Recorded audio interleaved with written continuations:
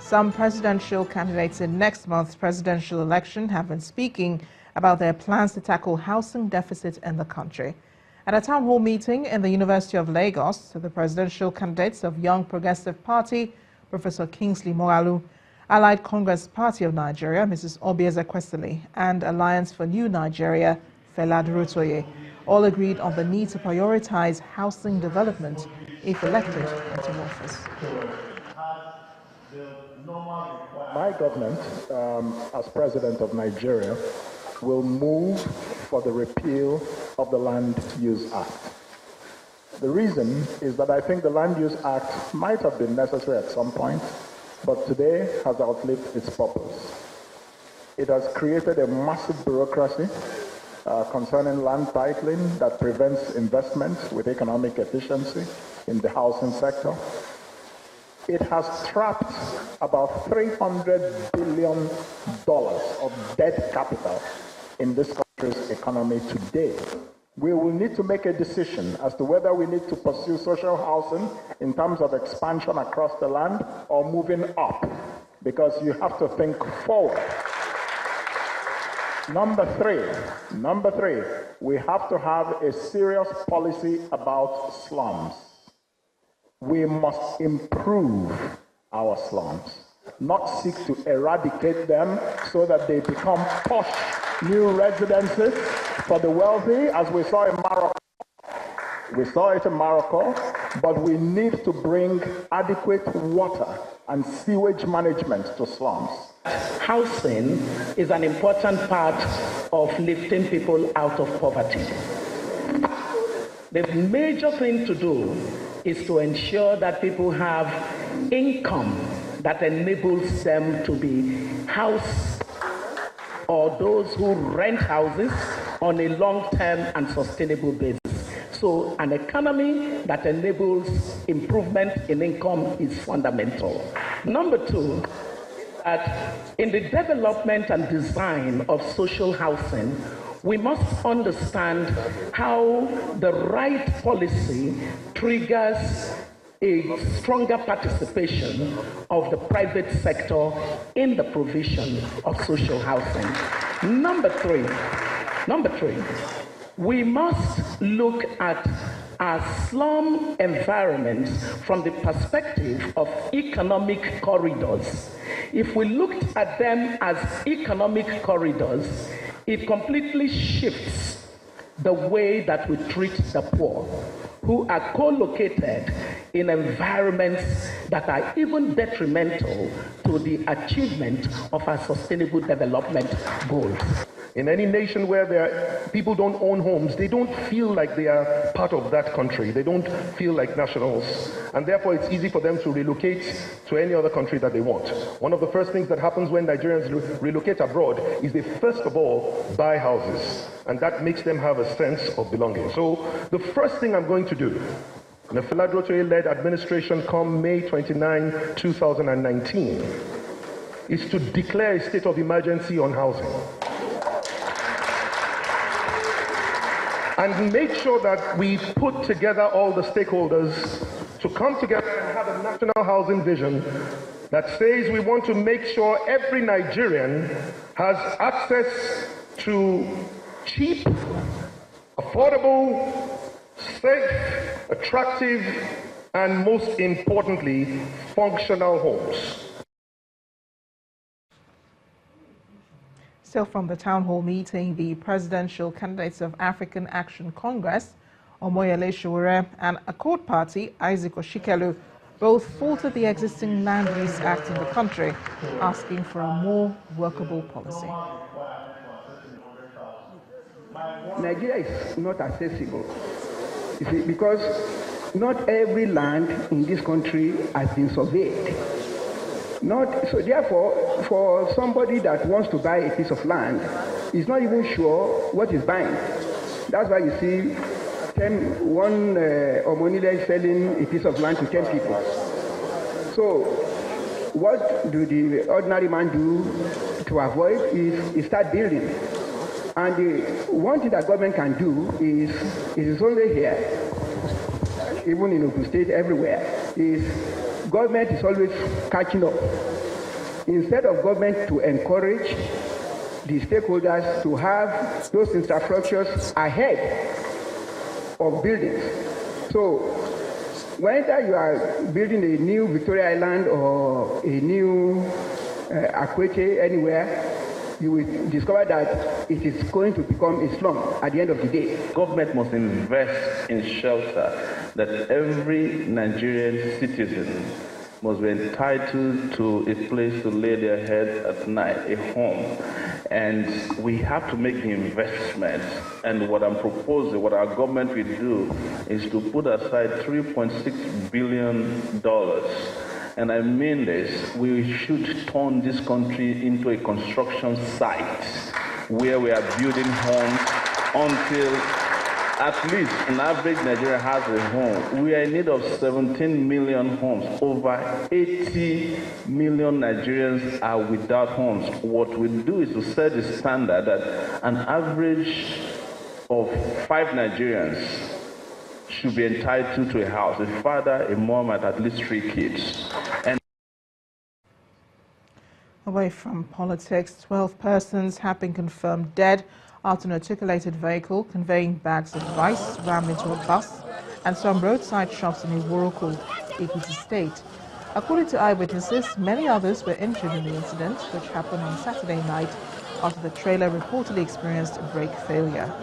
Angry residents of Iwuruku community in Ekiti State today chased a team from the Ekiti State Traffic Management Agency from the accident scene. They said they had to engage private emergency rescue operatives to evacuate bodies of victims because the traffic management officials only showed up 12 hours after the incident. The state's Deputy Governor, Bisi Egbeyemi, however, appealed for calm, asking residents not to take the law into their hands. Meanwhile, 3 days after the train accident in Lagos, all appears to return to normal after the Nigerian Railway Corporation carried out some repair work on the affected tracks.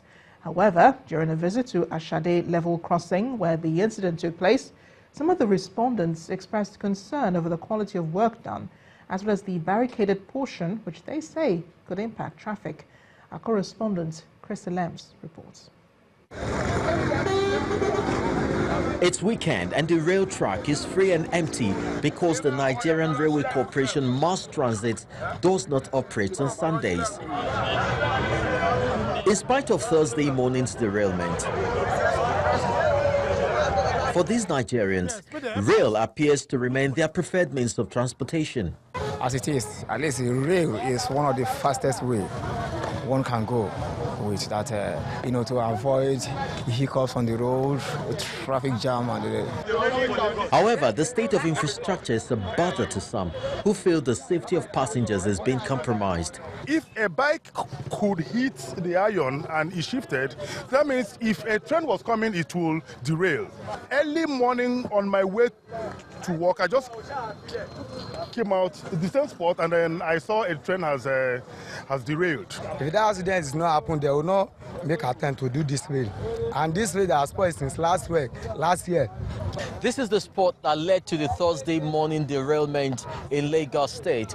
Well, the place has been fixed, but Lagosians are still very concerned about the quality of work done, considering how busy this place could be. As you can see, this is a kangaroo. It's a kangaroo work done here. Look at it. I can use my finger to pull it off. And this is the same similar now is happening at that the same junction there.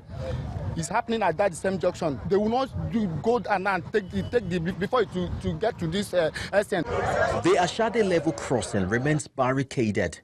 This too is heightening fears of heavy traffic jam on weekdays.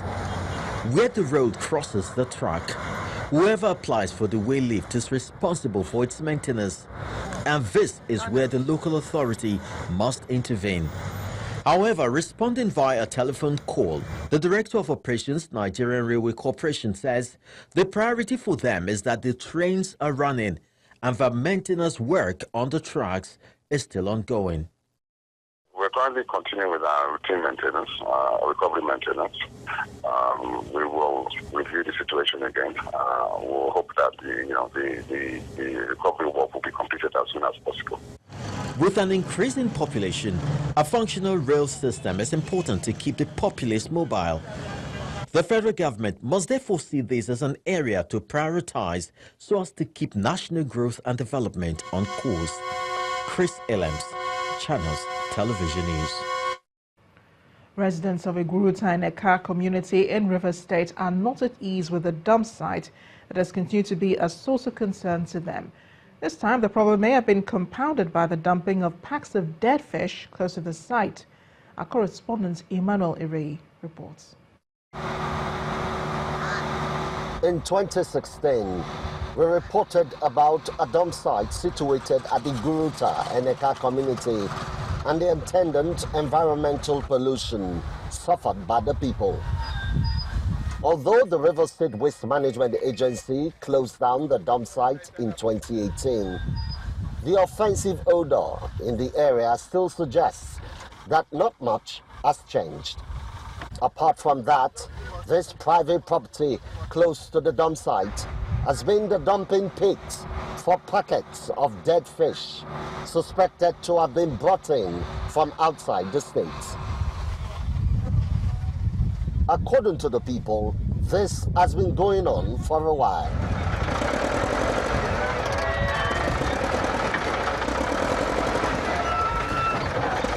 I was seeing all those trucks, but I don't know what is inside, but I'm perceiving some bad odor.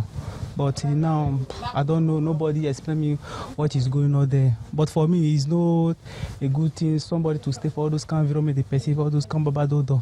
Even my baby self, we are not happy at all. Even that place, we just use sand and cover that place because of the odor. Yes, now it can cause sickness. So we are not happy about it. Let the government help us and stop them.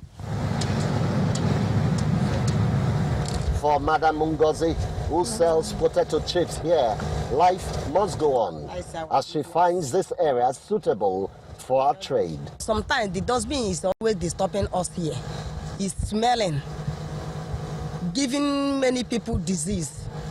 So we are cruising to the dump. We didn't happy about it. If there is any way to remove it, so we'll be very, very happy. The authorities of the Waste Management Agency in the state has confirmed knowledge of the situation with a promise to look into the matter. As at the time of this report, the trucks have been moved away, but the odor has not.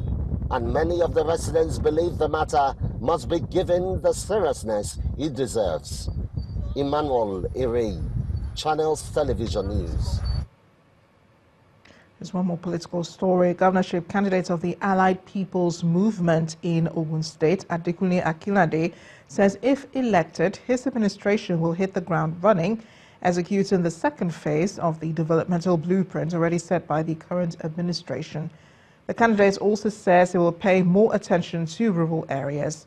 Mr. Akinlade is also asking members of the communities he is visiting to vote for members of his party, seeking election into different legislative offices, emphasizing the need for the state to have like minds in government.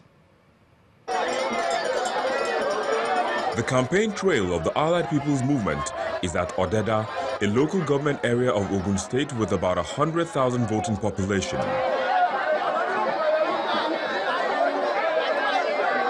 2 days spent in Odeda, and the message is consistent from the party: continuity and a government with a human face. What Senator Adekunle Amosu is doing in phase 1, which is the first, which is infrastructure to open up the state capital and the rest and attract investments. Our job for phase 2, which I have a very clear mandate myself and my deputy, is to open up our rural communities. Once we do that, by God's grace, inshallah, those that will come after us will build on what we achieve.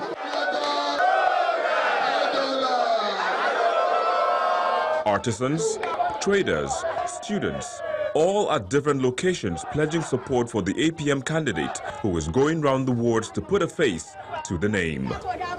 For the APM, it's a movement, an all-inclusive process born out of necessity, just like the party. We are praying that the same love, the same confidence you had in us, then to vote for us, we are praying that please, our vision has not changed. Our plans for Gusset has not changed. All we have done is to seek another platform, which is APM, that has the symbol of cassava, Paki, The symbol is cassava. He is also campaigning for the candidates of his party who are seeking election into different legislative positions, stressing the need for him to have like minds to work with. To show his support for the APM candidate, music icon Ebenezer Obey makes a quick stop at one of the wards. Meeting you here today, I give thanks to God Almighty. My position is position of prayer. I pray that God will answer our prayer.